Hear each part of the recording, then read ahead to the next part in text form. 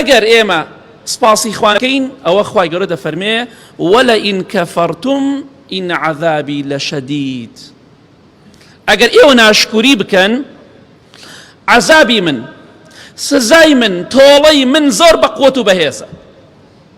ئەوەندە پێشتر وتان خوا بیبڕێ، خوا ئەم ژیانە ببڕێ، خوا ئەم حاڵە ببڕێ، وەڵا بڕی، بەس نەک بەهۆی دوعای ئێوە، دڵتان خۆش نەبێ دوعامان قبوڵ بوو، بەهۆی ناشکوری ئێوە خوا بڕی. زۆر ناشکوریمان کرد، ئەو خەڵکە هەر ناشکوری دەکا. ڕۆژێک بوو کەسابەت عیبی نەبوو، بازار عیبی نەبوو، پارە باران بوو، هەر خەڵکی ناشکوری دەکرد. خۆ مشتێک نێ تازە خەڵوای لێ هاتبێ، لەم قەیرانەوای لێ هاتبێ. 10 ساڵەمە پێشیش 2 ڕۆژ مەعاشەکەی تاخیر نەبوو، هەر هاواری بوو خەڵک، هەر ناشکوری دەکرد ئەو خەڵکە. والله سوێن بەخوا 4 نەفەر نابینی مەعاشەکەی وەرگرێ و کەسابەتەکەی چاک بوو سپاسی خوا بکە، هەمووی ناشکوری دەکرد. هەی خوا بیبڕێ، خوا